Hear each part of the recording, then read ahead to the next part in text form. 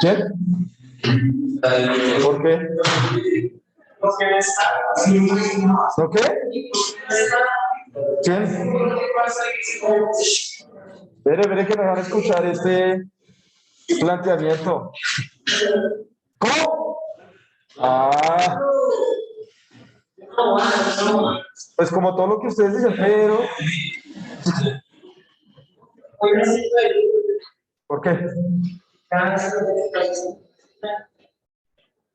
Pero nacen otras.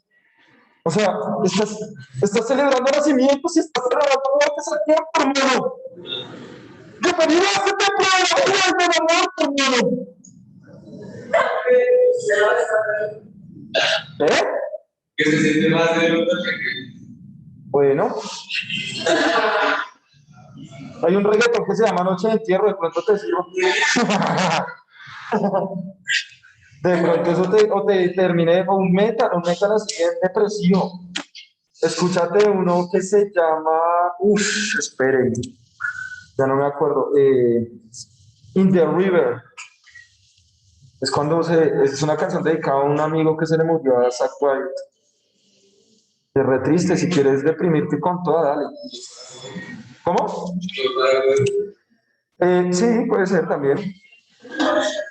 Bueno, mis pequeños, quiero contar a mi hermano un pedacito de la historia. Bueno, ¿qué? No, que sabes que yo la vaina. Que recuerdo de una así, todo traumado. Recuerdo cuando me caí bailando el yo.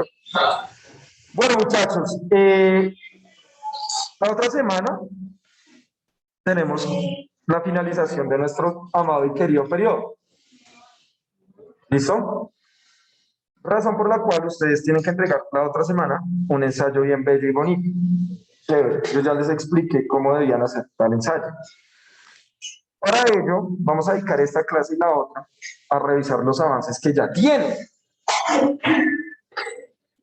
Claro. Sí. ¿Quién ya tiene la pregunta? Tanto virtual como presencial. Levanten la mano. Ay, me encanta esta sensación de...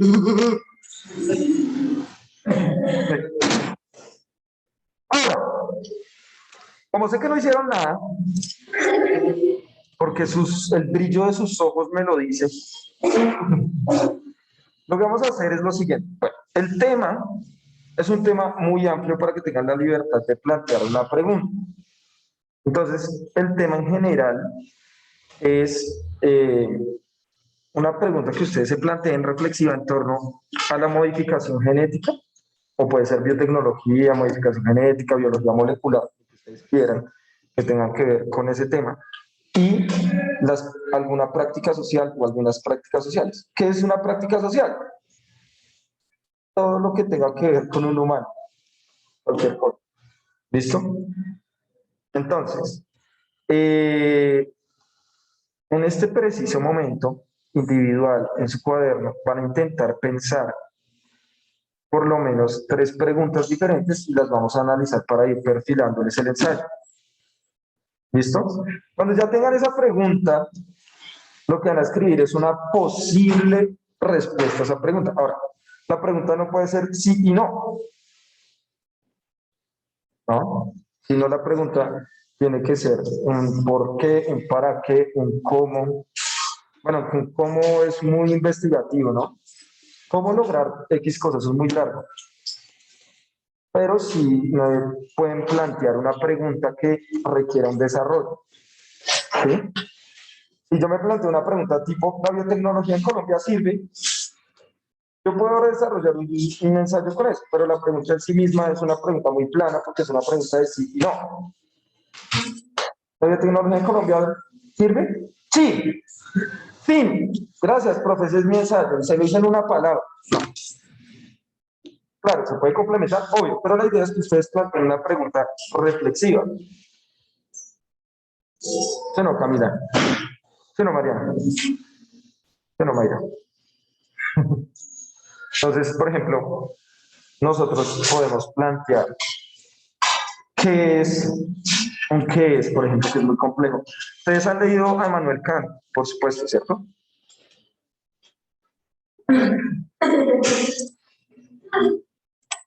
Perdónalo, Señor.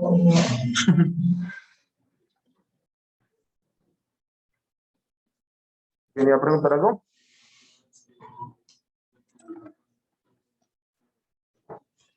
¿Ya la tienes? A ver, ¿cuál? Pues, uy, es una pregunta re amplia en términos de que lo primero que tienes que hacer para responder esa pregunta es definir qué es la naturaleza. ¿Sí? O sea, una cosa es lo natural y otra muy distinta es la naturaleza. Por ejemplo, igual que cuando hablamos de lo real y otra cosa es la realidad. En ese sentido, lo real nosotros nunca lo podemos ver, jamás. Hay una rama de la filosofía que se llama la ontología. ¿Qué es la ontología? Una disciplina de la filosofía que se encarga de estudiar o de reflexionar a partir de el ser de las cosas, el ser. Entonces, no solo ser vivo, no, sino el ser. ¿Cuál es la esencia de un árbol? Esa es la pregunta de la ontología. ¿Cuál es la esencia de un árbol? Pues ser árbol, dice la ontología. Pero esa respuesta no dice, uy, no, pero es que eso está muy ficticio, necesita ser árbol, obvio. Lo que pasa es que esa respuesta lo que nos está diciendo es, no podemos saber la esencia de las cosas. O sea, no podemos saber realmente lo que es un árbol, ni siquiera lo que es ser humano. ¿Sí? Lo que para eso,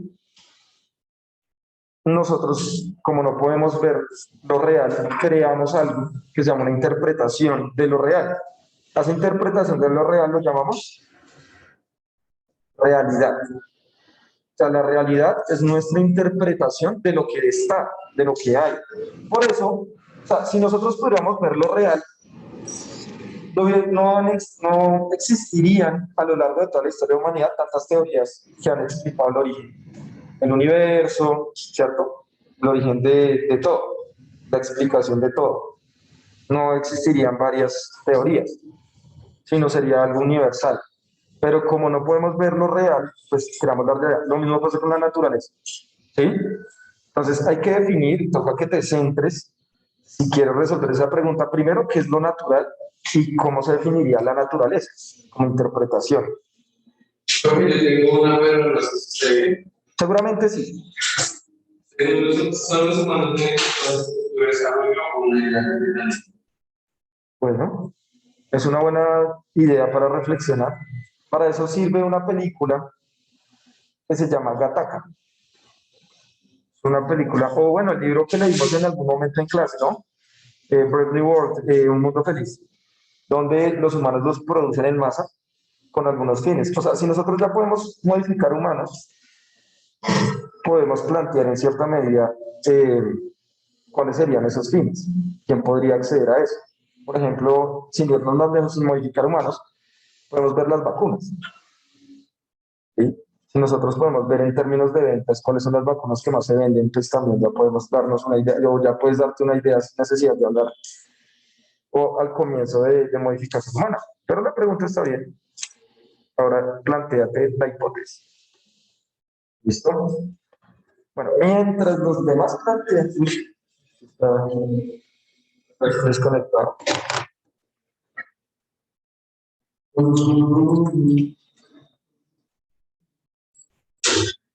¿Cómo esto? Oh. Ajá. Yo tengo la niña. Ay, ay, ay, ay.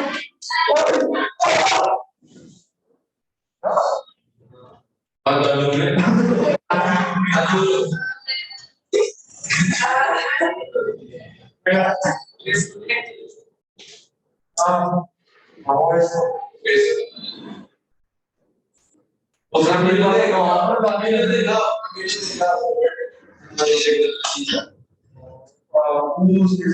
desarrollando. ¿Qué es eso?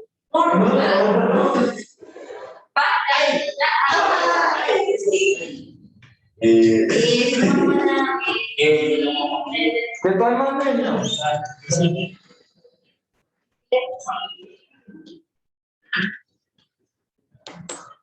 Listo.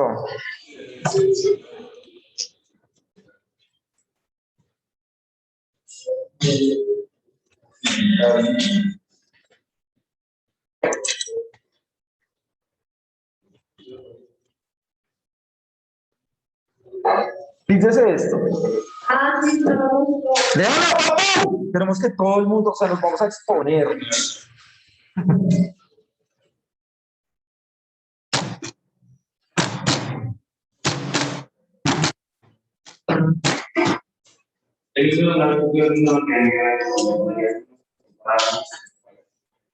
La tecnología negra como forma de solución de la corrupción, buena. Re difícil esa pregunta. Pero bueno, digamos que sí. ¿Qué es la ilustración? Vea, no es tan complejo.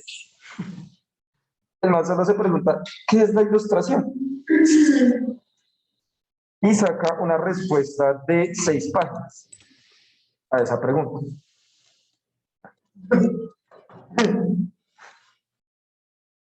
Hubiera hecho ese ejercicio, les hubiera preguntado a ustedes en una clase, vamos a hacer la siguiente tarea, van a responder qué es la ilustración, a ver con qué me sale.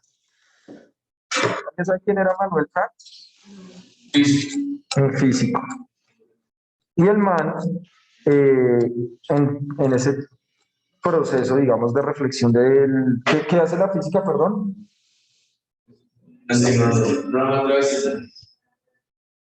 Atrévanse a decir cosas, así parezcan como giles. En el momento que ustedes hablen y esa cosa que digan sea muy gil, solo piensen que los demás no hablaron.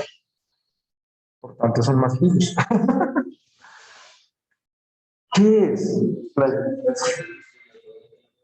Listo, los fenómenos del universo. ¿Listo? La física.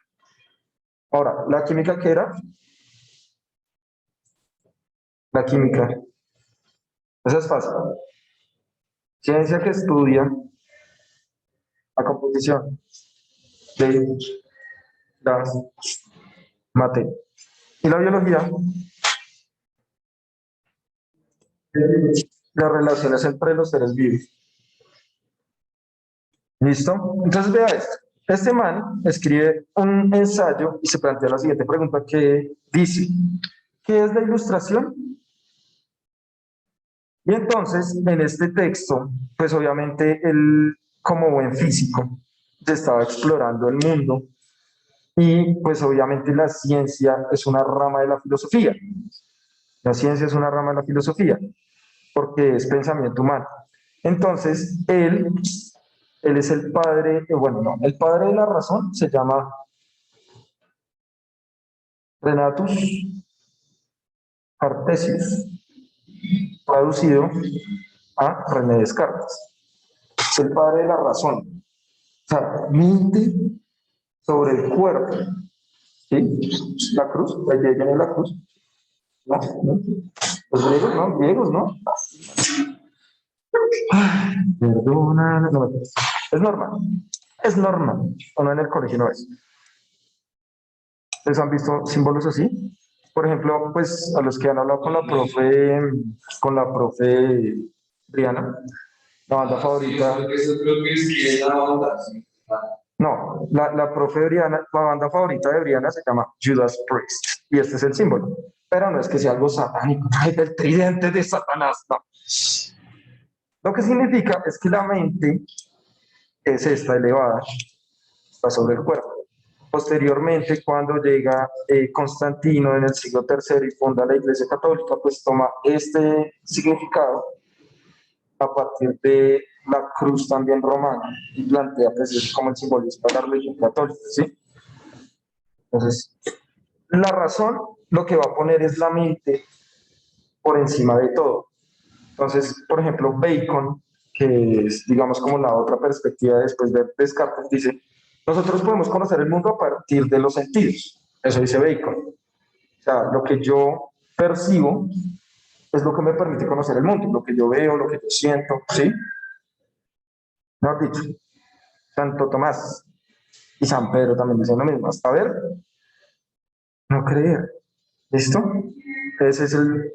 Pero llegan estos manes y nos dicen, tanto Descartes como Emmanuel Kant, y nos dicen, no, los sentidos nos engañan. O sea, digamos, yo puedo ver cosas o no ver cosas también y necesito estudiarlas. Que yo no lo vea o que no lo vea no quiere decir que no exista, ¿sí? O que exista también. Entonces, para eso está la razón, que es algo que desarrolló el humano para poder comprender el mundo. ¿Listo?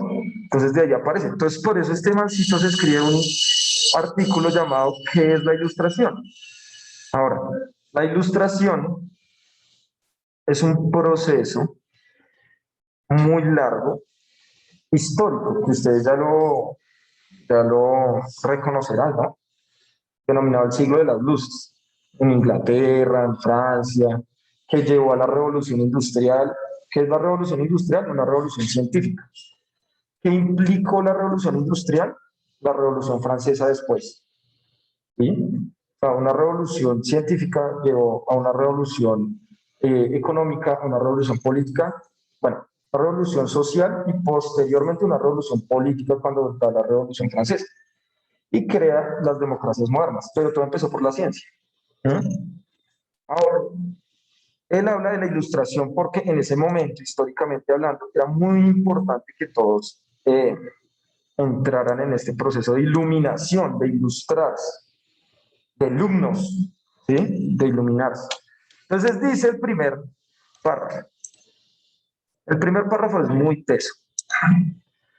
La ilustración es la liberación del hombre de su culpable incapacidad.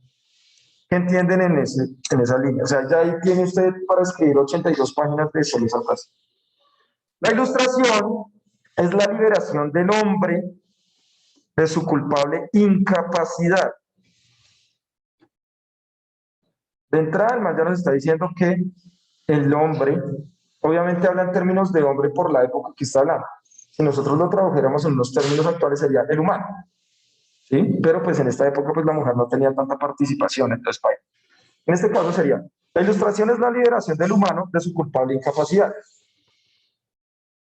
Ya nos está diciendo, todos los humanos somos incapaces y somos culpables de esa incapacidad. Entonces, si nos ilustramos, nos haremos libres. Dice, lo que tú dices de las ideas, la metafísica. pues claro, digamos, ¿qué es la metafísica? La ciencia en sí misma es metafísica. O sea, la metafísica es aquella disciplina que intenta explorar y reflexionar el mundo no tangible, en muchos casos. ¿Sí?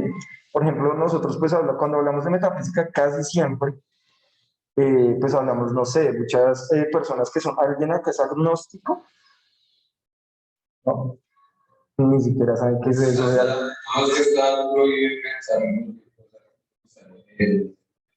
¿qué? Que hasta prohíbe pensar cualquier cosa que sale. ¿Quién lo prohíbe? Por ejemplo, a mí me lo prohíbe. ¿Pensarlo o sacarlo? Tú puedes pensar lo que quieras. ¿Quién se te va a meter a la cabeza? Vamos a leer este párrafo y vas a pensar en lo que acabas de decir, ¿listo? Vamos a leer. Pero claro, obviamente, digamos que si uno le dijera a un científico que la ciencia es metafísica, se ofendería. Porque diría, no, pero esta vuelta es tangible y nosotros podemos verla, que va pura paja, el bosón de Higgs solo lo podemos ver a partir de un computador y el computador lo creó un humano. Es pura imaginación humana. La ciencia es pura imaginación humana.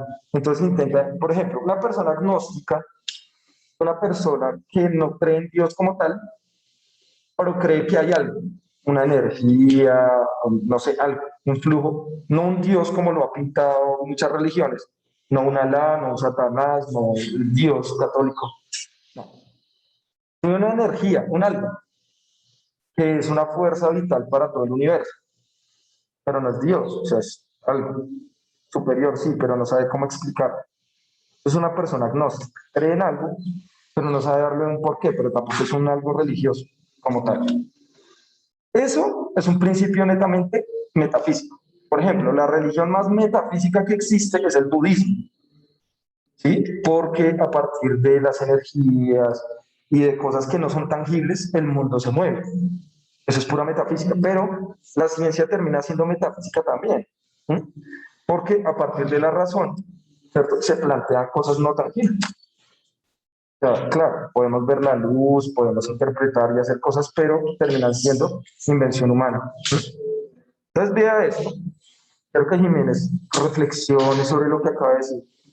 Oh, pues la ilustración es la liberación del humano, es culpable de incapacidad, ya somos inútiles, no, somos incapaces. La incapacidad significa la imposibilidad de servirse de su inteligencia sin la guía del otro. O sea, si el otro me dice que tengo que creer esto y yo lo asumo, es porque ya estoy siendo incapaz. Yo me estoy negando la posibilidad de pensar por mí mismo. ¿Sí? Entonces, la incapacidad significa la imposibilidad de servirse de su inteligencia sin la guía del otro. Entonces, si el otro me dice cómo pensar, como pasan muchas cosas políticas, religiosas, en la escuela, que el profe les dice, no, es que la célula es como un huevo. Entonces, todos creen la idea de que la célula es como un huevo. Pero entonces, si llega otro y dice, no, es como otra cosa. Dime. En este mundo moderno es casi. No, siempre. Siempre lo ha sido. ¿Por qué? Por ejemplo, pongo tú a un griego, pongamos, no sé, a Sócrates o a Aristóteles, decir como, no, es que Zeus no existe. ¿Qué le hubieran hecho? O sea, Zeus es una loca. O sea, ese mal no existe, fuerte. Y por más democracia que tengan los griegos, pues obviamente era otra cosa hablar de Zeus, de sus dioses, ¿no? De Cronos. Entonces, claro, la cuestión no es que nosotros no creamos en lo que creemos. La cuestión es que, y lo que quiere decir Kant con esto, es que no lo pongamos en duda. ¿Sí? Porque, por ejemplo, todos tenemos cosas en las que creemos, que son fijas y que las aprendimos de algo, de un legado, de un libro, de lo que sea. ¿Cierto? Por ejemplo, no sé, Mateo, ¿qué quieres estudiar? Ingeniería de sistemas. Y entonces tú tienes que aprender físicas, tienes que aprender matemáticas, ¿cierto? Sobre todo cálculos, ¿sí? Y trigonometría. Por ejemplo, ¿qué es la trigonometría? Es claro, el estudio del mundo a partir de los triangulitos, de trígonos. Y entonces usted cuando ve trigonometría ve todo menos triángulos.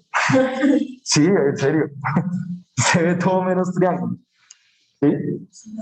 Pero digamos, cuando, por ejemplo, Mateo, que sí va a estudiar eso, pues él sí lo puede comprender mejor. Por ejemplo, Kepler, Johannes Kepler, ¿sí? ¿Conocen a Kepler? Eso lo ven en física, física de los fenómenos. ¿No? ¿Sí? ¿Ya lo vieron o no? Para explicarles algo esencial. Ya este mancito. Un man re desparchado, papus, pero desparchadísimo ese man. Sí, astrónomo. Bueno, todo astrónomo es físico. Vea, este man es la propia, vea, pongamos esto. Este man es la propia trigonometría aplicada, ¿sí? Aplicadísima. Porque, pues listo, Copérnico ya había dicho que la Tierra no gira, perdón, que la Tierra no era el centro del universo, sino que todo gira alrededor del Sol. Listo.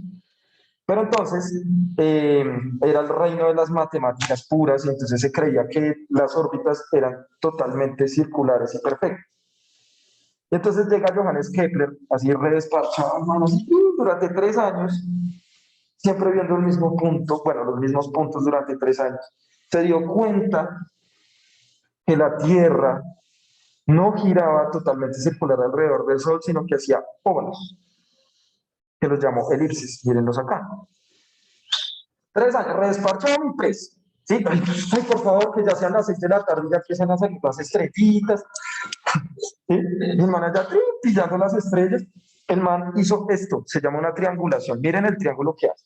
Eso es pura trigonometría. A partir de triángulos empezó a ver las distancias. Y él decía, uy, un momento.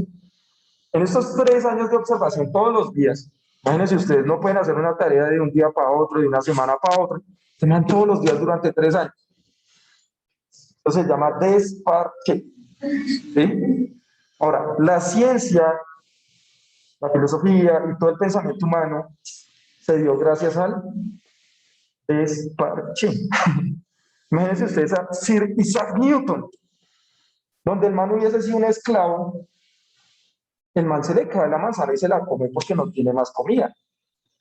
Pero como el man tenía Lucas, dijo un día, recostémonos acá en este arbolete. Y le cayó la manzanita y el man dijo, venga, papu. Imagínense lo desparchado que está el man para pensar lo siguiente. Papu, ¿por qué las cosas se caen para abajo y no se caen para arriba? ¿A lo bien? ¿Qué es lo que pasa? Porque esta joda se cagó, venga, porque mi cabello está hacia abajo y no hacia arriba, papos. Es lo que hace que esto sea así. O sea, todo el pensamiento humano requiere del tiempo libre. A nosotros nos han enseñado que el tiempo libre es muy malo. Siempre nos han enseñado eso.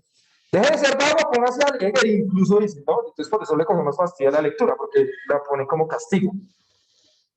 Pero lo que ha hecho grande a la humanidad es el tiempo libre. Tiempo libre.